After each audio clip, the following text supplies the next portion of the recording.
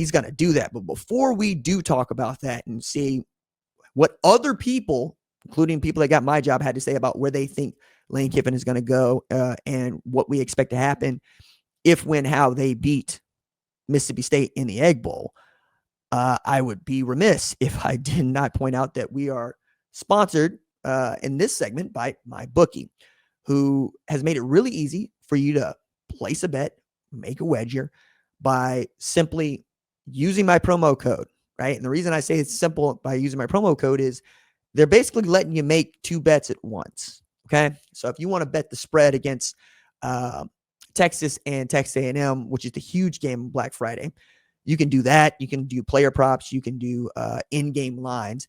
And if you lose your bet, they will cover you up to $500 with the bet back bonus token if you use the promo code that is my name, RJ Young, all one word.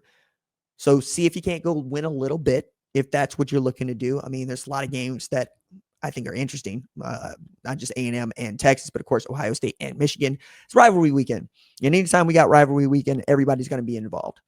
And I hope you will be too. Rivalry weekend is going to be D-Day for Lane Kiffin, which I think is funny. So Lane Kiffin was given an ultimatum, or he wasn't, depending on who you want to believe. Reporters with chops reported Keith Carter gave him an ultimatum saying, look, we need to know by the Egg Bowl if you're going to be the head coach at Ole Miss, or we need to go looking for another head coach. And I think that was fair, because the way that Lane Kiffin has handled this is the way that Lane Kiffin has handled everything related to his job badly.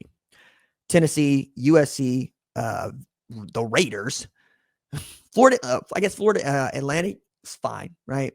Now, Ole Miss, he can't just come out and say, I'm the head coach at Ole Miss and I want to be here. He's got to say, I met my wife in Florida, and then you got to see that his family flew to Baton Rouge, his family flew to Florida. His ex-wife was on the plane to Baton Rouge, which I think is why so many other people are interested in him being the guy there. But I think that for Keith Carter to ask, damn, dog, do you want to keep this job or not, is fair. Now that we know LSU is prepared to offer him up to $100 million. Same thing with Florida. And many people would tell you that they think that LSU is the leader in the clubhouse for this. And I'm not going to disagree with them, except to say, I think it's more like Ole Miss is going to wait for you to turn them down, because I don't think Ole Miss is going to do him dirty. I think they're going to make a commiserate offer. I think, a comparable offer. And if they're going to make a comparable offer, I don't see why you would leave. Like that's the issue with me.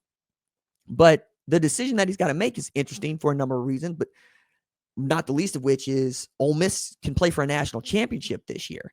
And while I don't think that Keith Carter was going to hit the nuke code button of saying, okay, if you're going to be head coach at LSU, Florida, or even Penn State, wherever, that you're not going to be able to coach this team through the rest of the playoffs, I think that'd be stupid, because landscape, win the national championship. If he doesn't want to be your head coach next year, that's fine. I mean, it'd basically be Jim Harbaugh for Michigan. It's win the national championship, do whatever you want. And I think every Ole Miss fan would be okay with that. I think all the players would stay on board with that. And more importantly, if you fire the guy, you open the portal for all of these players 30 days before the damn portal is supposed to open anyway. Let's not do that, right? If he's going to take players with him, at least wait until you can get some players back in return, as opposed to just letting him walk out the door with guys like Trinidad Chambliss, Austin Simmons, among others. But Greg McMurphy succeeded in doing what I think is a very interesting survey. He asked 80 people who he deemed knowledgeable and influential in college football media what their prediction would be for where Lane Kiffin will be coaching in 2026. And the votes came in like this. 80 people. 59 said LSU. 17 said Ole Miss. 5 said Florida. 2 said the Tennessee Titans. 1 said Alabama. And 1 said no clue. I thought it was more interesting to find out who the outliers were, as opposed to like the people that picked LSU, Ole Miss, or Florida. But then again, I see the governor of Mississippi is one of the names that's listed here. And of course, he's voting for Ole Miss, but I thought was funny. And that's succeeding in getting that name and getting that vote of confidence is also important. I'm also interested in all the guys that believe that he's going to go to LSU. And I'm not there. I mean, I'm not there. I was not asked to vote in this poll, and I should say that. I would pick Ole Miss. And the reason that I would pick Ole Miss is because I've seen what kind of a dumpster fire awaits me at this place called LSU right now. It used to be, actually, before Brian Kelly got fired, I would even say after Brian Kelly got fired in the first like 24 hours, it's one of the best jobs in the country. I'd say it's even number 2, right? You're going to get the players you need. They're going to give you time to build out what you want, and you're probably going to win a national championship if you can love LSU like they love you. Nick Saban won there. Les Miles won there. Ed Orgeron won there. All in the 21st century. All 3 guys, totally different. Different ways of doing business, different ways of getting down, different relationships with the media, different relationships with donors. But it is the job that suits all flavors, because at the bottom line for LSU is they want to win. And if they don't care how it looks, as long as you win, which is why they're willing to gamble on Lane Kiffin, who has as much Mike Leach and Steve Spurrier in him as any guy coaching today, right? Gets the bias from Coach Spurrier, wanted to be like Coach Spurrier.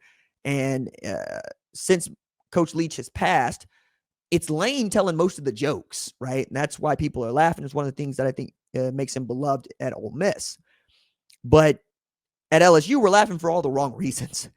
Jeff Landry, the governor, steps in, says, hey, we're not going to let Scott Woodward, the athletic director at LSU at the time, make the next hire. Scott Woodward takes his leave. Now they're without a president because they already had an interim in. They're without an athletic director, without a head coach. All when you have this guy tell the LSU board of supervisors, hey, not only do I not want this guy to make the head coach, let's try to stiff Brian Kelly on his money. So the buyout clause is there for this reason. If you fire the coach without cause, you have to pay him out according to this buyout. And without cause doesn't mean 3-4 in a football season. They tried to make that float. They tried to stop this man from picking up the money that he would earn because they fired him. I think a lot of this, they didn't want to pay it out. And I don't know what the financials might look like as you're trying to also lure another guy for $100 million. So think of it as 154 that you got to cover. Maybe you don't have to cover the entirety of the $54 million to Brian Kelly if he gets another job. But right now, you're on the hook for it. It's on your books. And I'm sure they're going to be watching Brian Kelly snap, his Instagram stories, his Strava account, to make sure that he is making good faith efforts to try to get another job so they don't have to pay this out over the next 6 years, while they hope to lure in the guy that they think they want now in Lane Kiffin. So all of that to one side, then you got to pay players, and they're going, we're going to already commit to $25 million that we are willing to put into the budget. I'm going, that's good this year. Is that good enough next year? Because remember, Ohio State was able to win the national championship on about $20 million. At the time, thought it was an astronomical number. Texas Tech has since blown that out of the water, and others will too. This number is going to continue to go up because the price of good player will go up. Why? Because a player will demand this much, and there is a donor with some money that will look at it as write-off, go, I'll pay him that much. This is how Nico Iamaleava becomes an overpaid quarterback at Tennessee, and this is before we have revenue sharing even come online. Darren Mensah getting $8 million this year and next year to be quarterback at Duke, right? Like, what are you willing to pay an outstanding edge rusher to come to LSU, or a quarterback or wide receiver? These are all things that I would want to take into account. Meanwhile, you already have the infrastructure not just in place at Ole Miss, but that understands you and understands your needs. You're in basically year 3 of figuring this thing out, and year 1 of figuring out revenue sharing. Do you really want to do that with new people? Because I tell people all the time, it is true that the grass always looks greener in somebody else's yard, but all yards got to be cut. All yards got to be maintained. All yards have to meet the homeowners association code, right?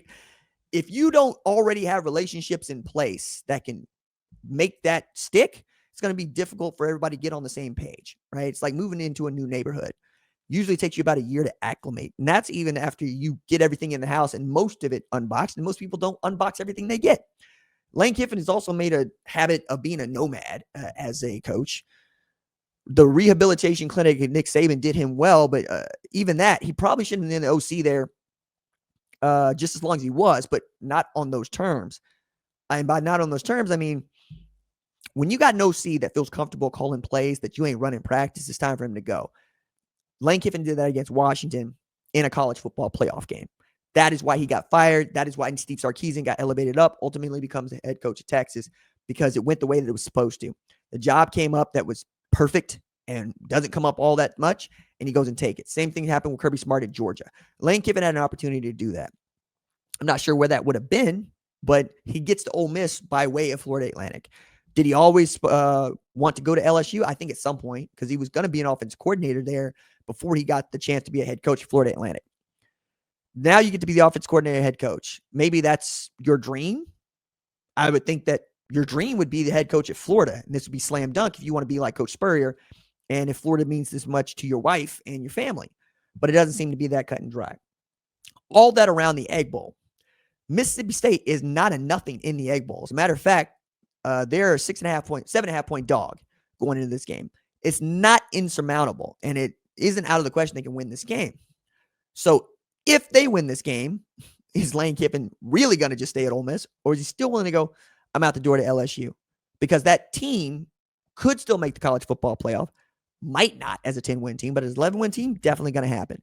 These are things that I think are very interesting and worth watching, as it denotes what we're expecting from tomorrow's game, which kind of leads me into the last segment that I wanted to do tonight. And that is, are we thinking too much of the Aggies, or are we thinking too little of Texas, or vice versa? And I really want to unpack that, because as we're getting in this game, it's going to be played on Black Friday. It's going to be the biggest game on Friday night. I'm very excited about it. I'm more interested in what you think about this. So if you're in the comments, tell me about it, and let's see what you got. And if you got something interesting, we'll talk about it.